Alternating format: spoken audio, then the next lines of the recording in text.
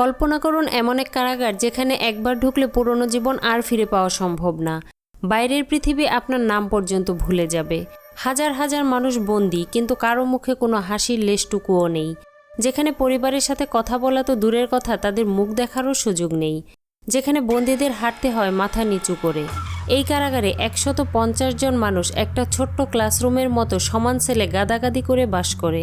হ্যাঁ, এমন এক নারকীয় বাস্তবতা রয়েছে এল সালভাদোরে, যার নাম সিকট। এটি পৃথিবীর সবচেয়ে বড় ও ভয়ঙ্কর কারাগারগুলোর মধ্যে একটা। এল সালভাদোরের প্রেসিডেন্ট নাইব বুকেলের নির্দেশে 2022 সালে 1 বছরেরও কম সময়ের মধ্যে তৈরি হয়েছে এই দুর্ভেদ্য দুর্গ। আর এটি তৈরির উদ্দেশ্য একটাই, এল সালভাদোরের সবচেয়ে ভয়ঙ্কর গ্যাং সদস্যদের চিরতরে ক্লোজ করে দেওয়া। মাত্র 480 দিনে 70,000-এরও বেশি মানুষ গ্রেফতার করা হয়েছে, যা এই ছোট্ট দেশটির মোট জনসংখ্যার প্রায় 2%। এখন প্রশ্ন হলো, সিকট আসলে কতটা ভয়ঙ্কর? চলুন এই ভিডিওতে জেনে নেওয়া যাক এই কারাগারের এমন সব গা শিউরে ওঠা তথ্য যা শুনলে আপনার গায়ে লোম দাঁড়িয়ে যাবে। BBC News. Now we're going to head to El Salvador. 508 people have been killed only this month alone in El Salvador, the most violent country in the world. On Wednesday, citing over 2,000 arrests made in just 4 days. সিকট শুধু একটা কারাগার নয়, এটি পৃথিবীর সবচেয়ে কঠোর কারাগার। এটা যেন একটা ভয়ের দুর্ভেদ্য দুর্গ। 410 একর জায়গা জুড়ে বিস্তৃত এই কারাগারকে 8টি বিশাল পেভিলিয়নে ভাগ করা হয়েছে। প্রতিটা পেভিলিয়ন এত বড় যে প্রায় একটি ফুটবল স্টেডিয়ামের সমান। 19টা পাহারা টাওয়ার থেকে সশস্ত্র প্রহরীরা 24 ঘন্টা নজরদারি করছে। চারপাশে আকাশচুম্বী দেয়াল আর কাঁটাতারের বেড়ি। তার চেয়েও বেশি ভয়ঙ্কর হলো বৈদ্যুতিক বেড়া। 15,000 ভোল্ট বিদ্যুৎ 24 ঘন্টা প্রবাহিত হচ্ছে প্রতিটা তারে। কেউ তা টাচ করলে মৃত্যু নিশ্চিত। এই কারাগারে রয়েছে মোট 10 স্তরের নিরাপত্তা। টেকোলোকা শহরের কাছের এই কারাগারটিতে 2 কিলোমিটার এলাকা জুড়ে সিগন্যাল জ্যামার বসানো আছে, মানে কোনো ফোন কল, কোনো যোগাযোগ কিছুই সম্ভব না। আর এই কারাগার তৈরি করা হয় মাত্র 10 মাসে গোপনে। বিশ্বের সবচেয়ে বড় ও বিতর্কিত এই কারাগারটি চালু করা হয়েছিল ল্যাটিন আমেরিকার বড় বড় গ্যাংস্টার, সন্ত্রাসী ও অপরাধ দমনে। প্রথম দিন থেকেই এই কারাগারের লক্ষ্য ছিল একটাই, সম্পূর্ণ নিয়ন্ত্রণ। শুধু দেহ না, মনকেও যেন নিয়ন্ত্রণ করে রাখা যায়। সিকটে প্রতিটি বন্দির নাম পরিচয় ছিনিয়ে নেওয়া হয়। তাদেরকে দেওয়া হয় একটা সাদা ইউনিফর্ম, একজোড়া শর্টস, স্লিপার, ব্যাস, এর বেশি কিছু না। কোনো গদি নেই, বালিশ নেই, পার্সোনাল জিনিস তো দূরের কথা, শুধু দেওয়া হয় একটা ঠান্ডা লোহার বাংকার বেড। আর চারদিকে সব ভয়ঙ্কর মানুষ। প্রতিটি সেলে 150 জন কয়েদিকে থাকতে দেওয়া হয়।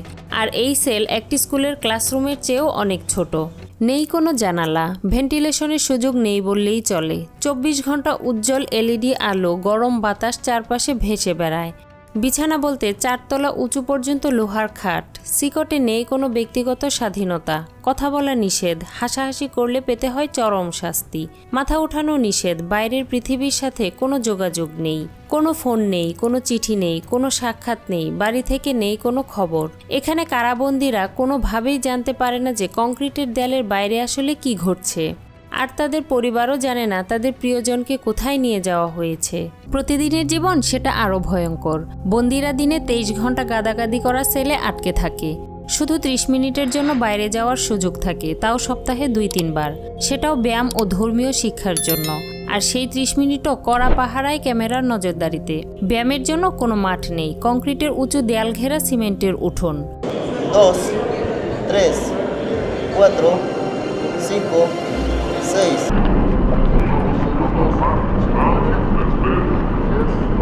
খাবার বলতে যা দেওয়া হয়, ডাল, ভাত, রুটি ও টর্টিলা নামের একটি বিশেষ খাবার, যা খেলে বন্দীরা কখনো কোনোদিনও মোটা হবে না। তাও আবার খালি হাতে মেঝেতে বসে খেতে হয়। মাংস নেই, সবজি নেই, নেই কোনো প্রোটিন। বাটিতে ঢেলে রডের ফাঁক দিয়ে ঢুকিয়ে দেওয়া হয় খাবার। তাই পুষ্টিহীনতা এখানে নিত্য নৈমিত্তিক ব্যাপার। বন্দী হওয়ার কয়েক সপ্তাহের মধ্যেই কারো কারো ওজন কমে যায় প্রায় 10 কেজি। পরিষ্কার পরিচ্ছন্নতা নেই বললেই চলে। প্রতিটা সেলে মাত্র 2টি টয়লেট। নেই কোনো গোপনীয়তা, কোনো ঝর্ণা নেই। প্রতিটা সেলে একটা করে ব্যারেল। আর এটাই সবকিছুর জন্য। খাবার পানি, হাত মুখ ধোয়া, গোসল করা সব এক পানি দিয়েই করতে হয়। নেই কোনো টুথপেস্ট, নেই কোনো সাবান, নেই কোনো হ্যান্ডওয়াশ। মানুষের ঘাম, আবর্জনা আর মানুষের বর্জ্যে বাতাসে সারাক্ষণ দুর্গন্ধ লেগেই থাকে। ভেন্টিলেশনের সুযোগ নেই বললেই চলে। রোগব্যাধিও দ্রুত ছড়ায়।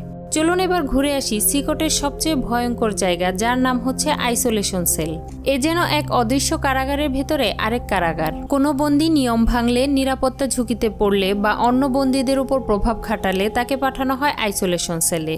আইসোলেশন মডিউল আলাদা একটি সেকশন। এই সেকশনটিতে 3 স্তরের নিরাপত্তা দরজা দিয়ে ঢুকতে হয়। 24 ঘন্টা একাই থাকতে হয়।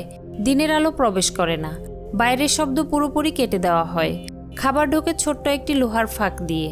আর বাথরুম সেলের কোনায় রাখা একটি স্টিলের বাক্স, যার কোনো ঢাকনা নেই, নেই কোনো বিছানা।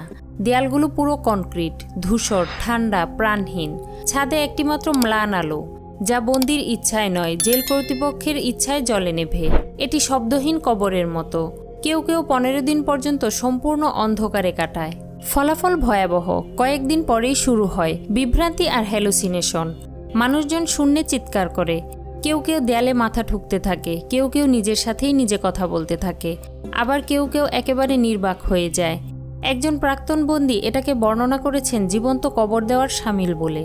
কিন্তু এই কারাগারের সবচেয়ে আশ্চর্যজনক দিক হলো এখানে যাদের আটকে রাখা হয়েছে তাদের পরিচয়।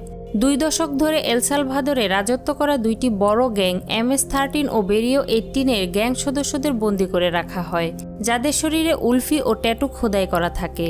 বিভিন্ন সংখ্যা, মাথার খুলি, অশ্রুবিন্দু, শয়তানের ছবি, তাদের মুখ, বুক, এমনকি চোখের পাতায় পর্যন্ত আঁকা থাকে। তাদের এই ট্যাটুগুলো দৃশ্যমান করে রাখা হয়। কোনো জামাকাপড় নেই, তাই ঢাকার কোনো সুযোগও নেই। এটা আসলে ইচ্ছে করেই করা হয়, কারণ বন্দীদেরকে মনে করিয়ে দিতে তারা আসলে কে কোন গ্যাংস্টারের সদস্য ছিল। এখন আমরা একজন ভয়ঙ্কর বন্দীকে দেখব, যার নাম হচ্ছে সাইকো। একজন গ্যাং লিডার। তার নিজেরও মনে নেই সে আসলে কতজনকে হত্যা করেছে। বাইরের জগতে সে ছিল একটা আতঙ্ক। প্রতিদিনই করত খুন, অপহরণ, চাঁদাবাজি। কিন্তু 4 দেয়ালের ভিতরে সে শুধুই একটা নম্বর। তার সাথে কথা বলার সুযোগ পেলে সে জানায়, আমার গল্পের শেষ এখানেই। আমি এমন সব কাজ করেছি যা সাধারণ মানুষ করতে পারবে না। এখন শুধু এই জেলখানায় আমার ভাগ্য। তার চোখে যন্ত্রণার ছাপ স্পষ্ট ছিল। সময় যেন একেবারে থেমে গেছে। এখানের জীবন যেন জ্যান্ত মানুষকে কবর দেওয়ার মতো। দিন আর রাতের মধ্যে কোনো পার্থক্য নেই।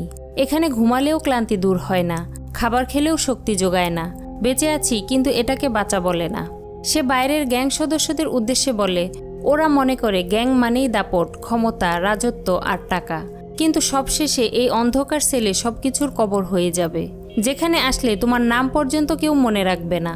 তোমার শেষ হবে এই নরকে এক নীরবতায়। আমরা মনে করতাম আমরা অনেক ক্ষমতাশীল ও অজেয়, কিন্তু এই কনক্রিটের 4 দেয়াল তা মিথ্যা প্রমাণ করে দিয়েছে। তার কাছে শেষ প্রশ্ন ছিল, আপনি সবচেয়ে বেশি কি ভয় পেতেন? সে কাপা গলায় বলতে লাগলো, আগামীকাল সকালে জেগে ওঠা।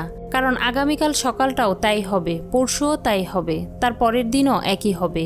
কোনো পরিবর্তন নেই, কেবল একই ঠান্ডা, একই নীরবতা, একই অন্ধকার, একই শূন্যতা, আজীবন ধরে। কিন্তু এত সব নিষ্ঠুর নির্মমতার পরেও কেবল একটা প্রশ্ন মনের দরজায় কড়া নাড়ছে, এই কারাগার কি সত্যিই কাজ করছে? উত্তরে বলবো হ্যাঁ। সিকটের কারণেই এল সালভাদর আজ মধ্য আমেরিকার সবচেয়ে নিরাপদ দেশ। বুকেলের ক্র্যাকডাউনের পর 2015 সালে এল সালভাদরে খুনের পরিমাণ ছিল যেখানে প্রতি 1 লাখে 106 জন, সেটা 2023 সালে মাত্র 2 জনে নেমে এসেছে। যে রাস্তায় একসময় ছিল গ্যাংস্টারদের আধিপত্যতা, সেখানে এখন শিশুদের হাসির শব্দে ভেসে বেড়ায়। পর্যটন বেড়েছে, ব্যবসায়ীদের আর দিতে হয় না চাঁদা। অপরাধ কমেছে, মানুষ নিরাপদে হাঁটছে, গ্যাং ভেঙে গেছে। এল সালভাদরে ফিরে এসেছে পরিপূর্ণ শান্তি ও স্বস্তির নিঃশ্বাস।